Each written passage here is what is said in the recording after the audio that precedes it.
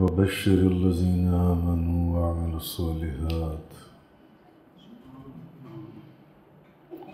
और जो लोग ईमान लाए और उन्होंने नेक अमल किए, अन्ना लहुम जन्नातिन तजरी मिन तहतिहल अनहार,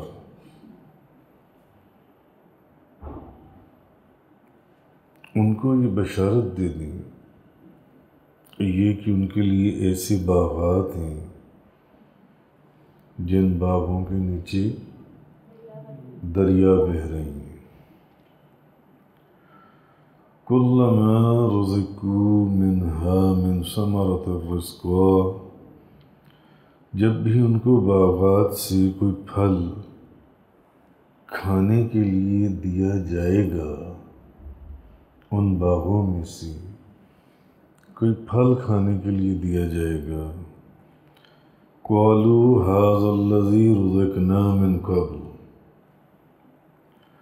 तो वो कहेंगे कि ये वही है जो हमको पहले दिया गया था। इस तरह का फल तो हमें पहले भी मिला था। वऊतू बिही मुतशाबिहा, और उनको सूरतन मिलते जुलते फल दिए जाएंगे। सूरतन मिलते जुलते फल दिए जाएंगे। वलहुम फ़ीहा अज़वाजुन मुतहहरा, और उनके लिए उन बागात में पाकीज़ा अज़वाज होंगी, पाकीज़ा बीवियाँ हैं। वहुम फ़ीहा खालिदून, और वो उन बागात में हमेशा रहेंगे।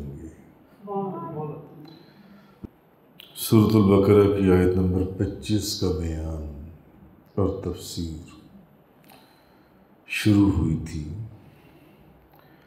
जिसका पहला हिस्सा ये मैंने अर्ज़ किया था कि दुनिया ही की अगर सारी नेमतों को काउंट कर लें तो कमो बेश उसका 1% बल्कि उसका भी हज़ारवां लाखवां हिस्सा हमारी तमाम इबादतों का एवज़ नहीं बन सकता। तो फिर जो आखिरी नेमतें हैं, उखरवी नेमतें हैं जो आखिरत की, उन नेमतों के लिए आप कौन सी इबादत अल्लाह की बारगाह में पेश करेंगे? उन नेमतों के लिए आप अल्लाह की बारगाह में कौन सी इबादत पेश करेंगे जब ज़िंदगी की सारी इबादतें आपकी दुनिया की नेमतों का ही एवज़ नहीं? तो उखरवी जो नेमतें हैं उनकी तो कीमत का कोई तयन ही नहीं किया जा सकता। उनके लिए फिर कौन सी इबादत अल्लाह की बारगाह में? नहीं। तो इसका मतलब ये है कि हम अपने आमाल के ऊपर ये घुमंड नहीं कर सकते कि कोई शख्स ये कहे कि मेरी आमाल ऐसी हैं कि मैं जन्नत का हकदार हो गया, मैंने ऐसी इबादत की है कि मैंने अल्लाह की इबादत का हक अदा कर दिया। नहीं, ऐसा नहीं। अच्छा खैर, चूँकि अब कल ये ज़िक्र शुरू हुआ था इसका जन्नत का, हेवन, पैराडाइज, जन्नत क्या है, जन्नत की कैफियत क्या है, जन्नत का माहौल क्या है। अच्छा, एक चीज़ तो, एक निशानी अल्लाह पाक ने ये भी फरमाई कि जब उन बागात से कोई फल जन्नतियों को दिया जाएगा खाने के लिए, तो वो कहेंगे कि ये तो वही है जो हमको पहले भी दिया गया था। ये कौन सा फल है जो हमें पहले भी दिया गया था? ये फल जो सा है, वो जन्नती ये कहेंगे।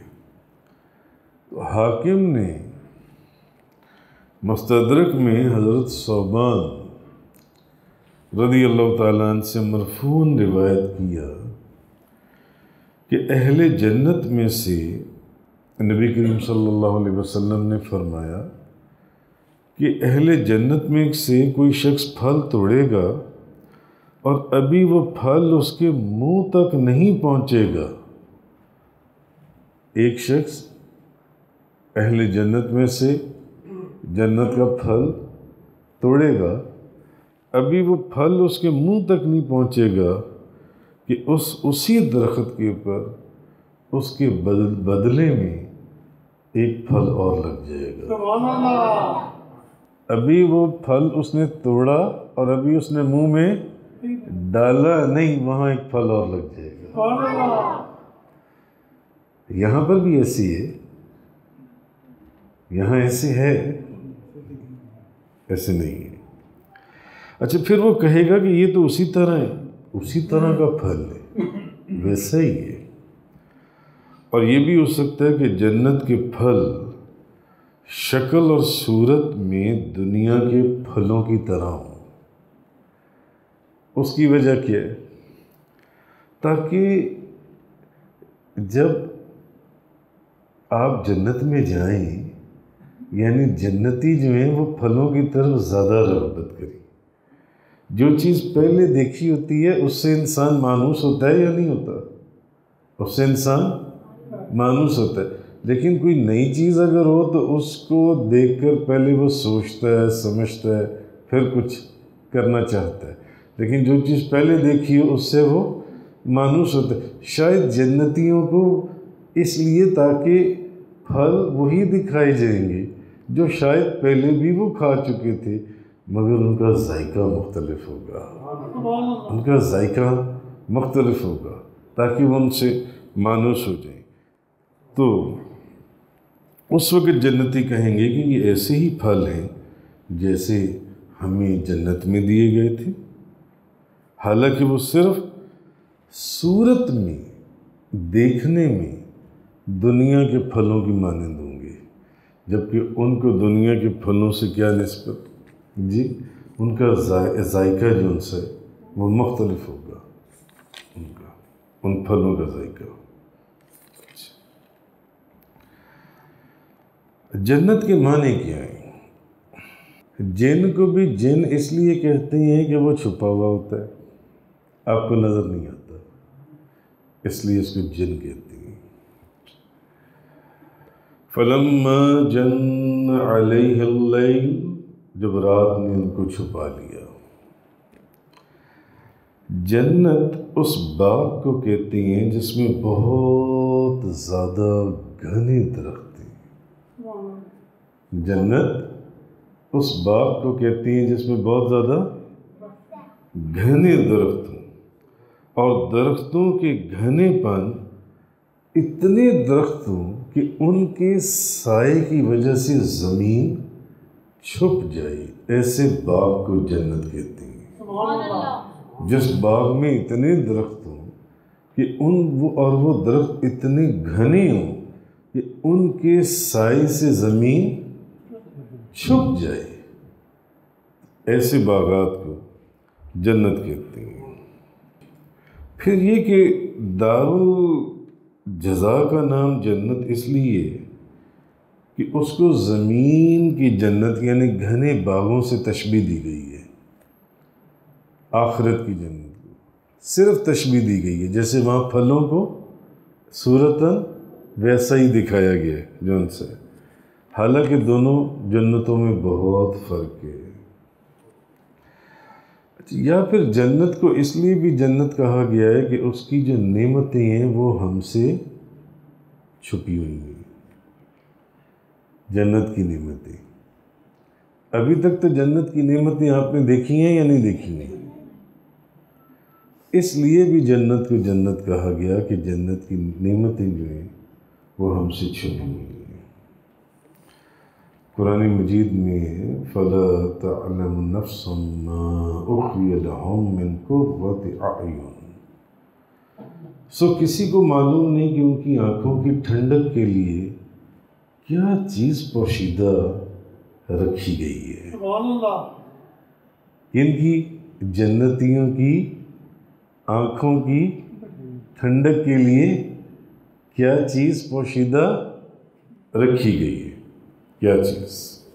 हज़रत अबू हुरैरा रज़ियल्लाहु ताला अन्हु बयान करती हैं कि रसूलुल्लाह सल्लल्लाहु अलैहि वसल्लम ने फरमाया, अल्लाह ताला का इरशाद है, मैंने अपने नेक बंदों के लिए वो चीज़ें तैयार की हैं जो किसी आँख ने ना तो देखी हैं, ना किसी कान ने सुनी है, और ना किसी इंसान के दिल में उनका ख्याल तक आया है, उनका ख्याल तक आया है। तो नबी करीम सल्लल्लाहु अलैहि वसल्लम ने फरमाया, अगर तुम चाहो तो ये आयत पढ़ो, ये जो मैंने भी आपके सामने पढ़ी है, यानी कि उनको मालूम नहीं कि उनकी आँखों की ठंडक के लिए क्या चीज़ पोशीदा रखी गई है जो उनसे। अच्छा, एक और रिवायत में जन्नत के अंदर जन्नतियों को जो अज़वाज का जिक्र हुआ कि वहाँ अज़वाज होंगी, पाकीज़ा बीवियाँ होंगी जन्नत के अंदर। जन्नत के अंदर जो अज़वाज या बीवियाँ इंसान को मिलेंगी, नबी करीम सल्लल्लाहु अलैहि वसल्लम की एक हदीस में मिलता है कि हुज़ूर ने फरमाया कि वो जो जन्नत की औरतें अज़वाज या बीवियाँ होंगी, खुदा ने उनको ऐसे बनाया होगा जैसे क्रिस्टल की तरह, क्रिस्टल क्लियर।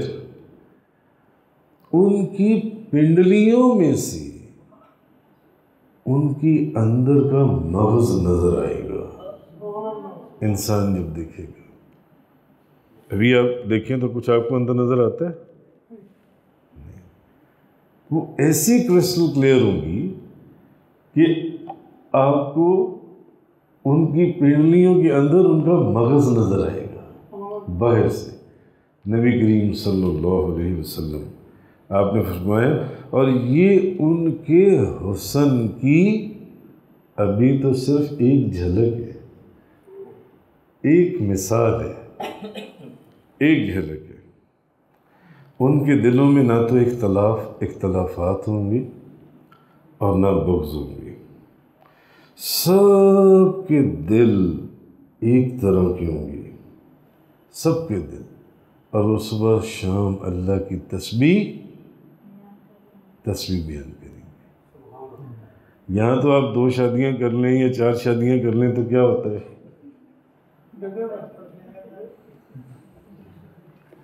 लड़ाई, मार कुटाई। हाँ, जब 2 शादियाँ कर लें, लड़ाई मार कुटाई, बस जिनसे एक ने इधर से पकड़ा होता है, एक ने उधर से। और जो सुबह से लेकर शाम तक दुर्गत बनती है इंसान की, वो उसी को पता है जिसकी दो है इस दौर में, अभी जो आज का हाल है। मगर वहाँ ये कि उनके दिलों में ना कोई इख्तलाफ होगा और ना कोई बुग़्ज़ होगा, कोई इख्तलाफ, कोई बुग़्ज़ नहीं होगा। सबके दिल एक तरह के होंगे, एक जैसे होंगे सबके दिल। अब जन्नत की जो वसत है, आप देखिए, हज़रत अनस बिन मालिक रज़ियल्लाहु ताला अन्हु बयान करती हैं, रसूलुल्लाह सल्लल्लाहु अलैहि वसल्लम ने फरमाया, जन्नत में जो एक दरख्त है ना, एक दरख्त, अगर उस दरख्त का जो साया है, उस साये के अंदर एक सवार जो है, सवार, वो 100 साल तक अगर रास्ता तय करता रहे, रास्ता तय करता रहे, रास्ता तय करता रहे, वो चलता रहे, वो सवार जो उनसे, वो उस दरख्त की छाँव से बाहर नहीं निकल सकता। ये जन्नत के एक दरख्त की वसत का आलम है। जन्नत के एक दरख्त की वसत का ये आलम है जी। हज़रत मुआज़ बिन जबल रज़ियल्लाहु ताला अन्हु बयान करती हैं कि रसूल करीम सल्लल्लाहु अलैहि वसल्लम ने फरमाया, बेशक जन्नत में 100 दर्जात हैं। कितने दर्जात हैं? 100 दर्जात हैं। जन्नत के कितने दर्जात हैं? 100 दर्जात। और हर 2 दर्जों में आसमान और ज़मीन जितना फासला है, आसमान और ज़मीन जितना। और जन्नत के अंदर जो सबसे आला दर्जा है वो फिरदौस जो है, जन्नतुल फिरदौस, वो सबसे आला है, जन्नतुल फिरदौस। नबी करीम सल्लल्लाहु अलैहि वसल्लम ने फरमाया। अच्छा, इन्होंने शेखुल हदीस अल्लामा गुलाम रसूल सैदी साहब ने एक बड़ी प्यारी बात लिखी। वो लिखते हैं, बाज़ लोग आजकल ऐसी हैं, बाज़ लोग ऐसे भी हैं आजकल जो बज़ाहिर तो सूफ़ी बने हुए हैं, या वो बज़ाहिर बड़ा इल्म रखती हैं, वो जन्नत को बहुत कम दर्जे की या हल्की चीज़ समझती हैं, जन्नत को छोटा दर्जा देती हैं, या जन्नत को हल्का दर्जा देती हैं, या जन्नत को निचला दर्जा देती हैं। और बाज़ उनमें से ऐसी हैं जो कहती हैं कि हमें जन्नत नहीं चाहिए, हमें तो बस अल्लाह की रज़ा चाहिए, हमें जन्नत नहीं चाहिए, अल्लाह की रज़ा चाहिए। हालांकि वो ये नहीं समझते कि अल्लाह और उसके रसूल ने जिस चीज़ की तारीफ़ और तौसीफ़ की है, और जिस चीज़ को अल्लाह और उसके रसूल ने तलब करने का हुक्म फरमाया है कि जन्नत की तलब करो, अल्लाह से जन्नत को मांगो, अल्लाह की बारगाह में जन्नत का सवाल करो। आप देखें, ये हदीस मुबारक के अंदर है। अब आप हज़रत इब्राहीम अलैहिस्सलाम के मुतालिक अगर आप पढ़ें तो उनसे ज़्यादा अल्लाह की रज़ा के ऊपर कौन कायम होगा? अगर हज़रत इब्राहीम अलैहिस्सलाम, उन्होंने भी जन्नत के लिए दुआ की जी, वजअलनी मिन वरसति जन्नतिन नईम, और मुझे नेमत वाली जन्नत के वारिसों में से बना दे। उन्होंने अल्लाह से जन्नत मांगी। हज़रत मुआज़ बिन जबल रज़ियल्लाहु ताला अन्हु बयान करती हैं कि नबी पाक सल्लल्लाहु अलैहि वसल्लम ने फरमाया, जब तुम अल्लाह से सवाल करो तो उससे जन्नत का सवाल करो, जन्नतुल फिरदौस का सवाल करो, अल्लाह से जन्नतुल फिरदौस का सवाल करो कि या अल्लाह मुझे जन्नत अता फरमा, और जन्नत भी जन्नतुल फिरदौस में जगह अता फरमा, मुझे जन्नत है। अच्छा, अब बाज़ लोग ऐसे हैं जो वो कहते हैं कि हमें जन्नत नहीं चाहिए, हमें तो बस रज़ाए मौला चाहिए, अल्लाह की रज़ा चाहिए। और वो ये नहीं समझते कि अल्लाह और उसके रसूल ने जिस चीज़ की तारीफ़ की है, जिस चीज़ की तौसीफ़ की है, उसको तलब करने का, उसको मांगने का हुक्म दिया है, उसको कम दर्जा देना या कम निचला दर्जा देना या उसको कहने से क्या अल्लाह राज़ी हो जाएगा? जो ये कहते हैं कि हमें तो अल्लाह की रज़ा चाहिए, हमें जन्नत नहीं चाहिए। भाई, कुरान के अंदर तो जगह जगह अल्लाह ने जन्नत का जिक्र किया है, तो इसका मतलब है कि जन्नत भी अल्लाह की महबूब जगह है। तो ये कहना कि नहीं मुझे जन्नत नहीं चाहिए, मुझे खुदा की रज़ा चाहिए, तो ये इल्म की कमी है कि वो खुदा की रज़ा मांग रहा है। खुदा की तो रज़ा ही इसमें है कि सब जन्नत में चले जाएं, सब जन्नत में दाखिल हो जाएं जी। और बाज़ लोग ये भी कहती हैं, वो फरमाती हैं कि बाज़ कहते हैं कि हमें जन्नत नहीं चाहिए, हमें तो मदीना चाहिए,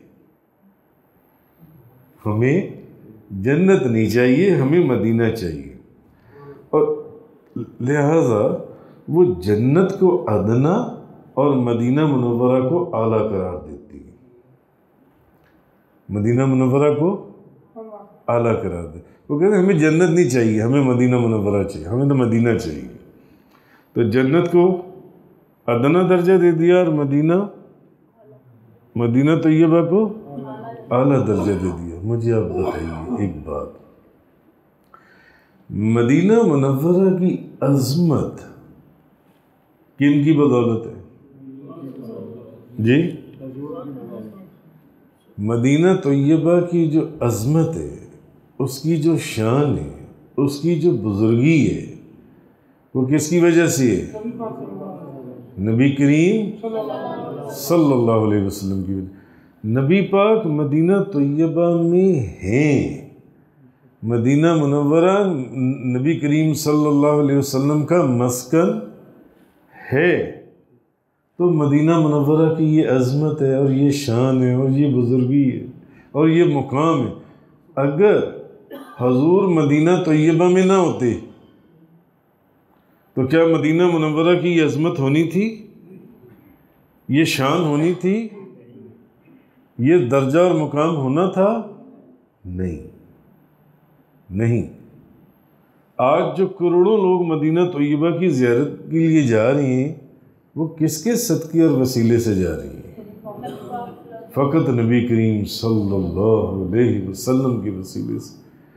तो हजूर नबी करीम सल्लल्लाहु अलैहि वसल्लम मदीना तैयबा में हैं, तो मदीना मुनव्वरा की ये अज़मत, ये मर्तबा और ये मकाम है। तो हजूर और अभी तो मदीना मुनव्वरा में है, मगर इसके बाद हजूर कहाँ होंगे? जन्नत में।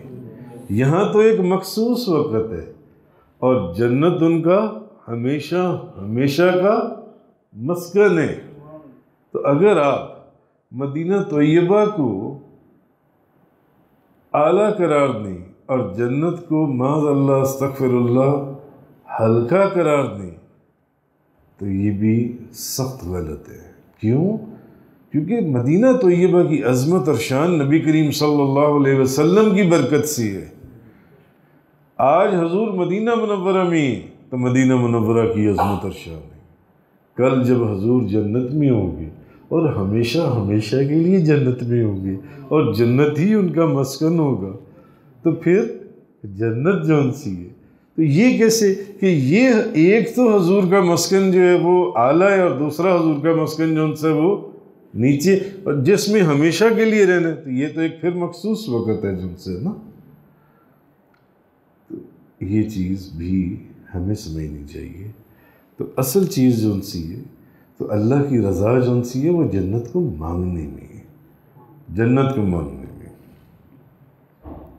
वो अलग बात है कि नबी करीम सल्लल्लाहु अलैहि वसल्लम, नबी पाक सल्लल्लाहु अलैहि वसल्लम आपका फरमाने वाली शान है, माँ बैन बैती व मिंबरी रौज़तुम मिन रियादिल जन्ना।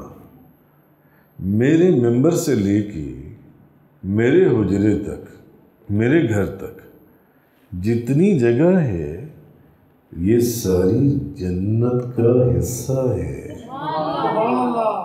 ये सारी जन्नत का हिस्सा है। इसीलिए आला हज़रत ने फरमाया, तेरी गली को छोड़कर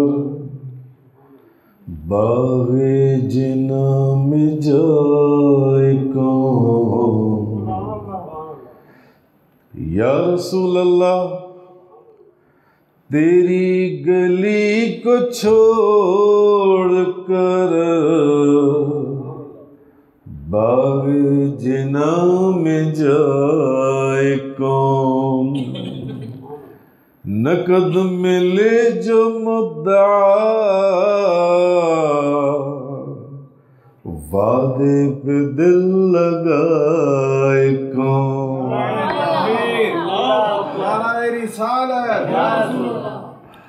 भाई आला हजरत ने दोनों में से किसी जन्नत को ऊपर या नीचे नहीं किया, नहीं। उन्होंने कहा वो तो बाद में जाएंगे ना, वो तो वादे के ऊपर है, अगर चले गए तो। तो जो जन्नत मौजूद है वहां चले जाओ, पहुंच जाओ उसके अंदर, दाखिल हो जाओ। तेरी गली को छोड़ कर बागे जिना में जाए कौन, नकद मिले जो मुद्दा वादे पे दिल लगाए कौन। तो ये चीज़ अल्लाह पाक ने सूरतुल बकरा की आयत नंबर 25 में फरमाई, जो कि गालिबन आज शायद रमज़ानुल मुबारक की आखिरी रात है शायद, और सारा महीना आप दर्स कुरान सुनते आए, तो इख्तिताम जन्नत के मौजू पर हो गया। यकीनन इंशाअल्लाह आप लोग जन्नती लोग। तफसीर कुरान का ये लेक्चर इंग्लिश में सुनने के लिए बराह करम डिस्क्रिप्शन में मौजूद लिंक पर क्लिक करें।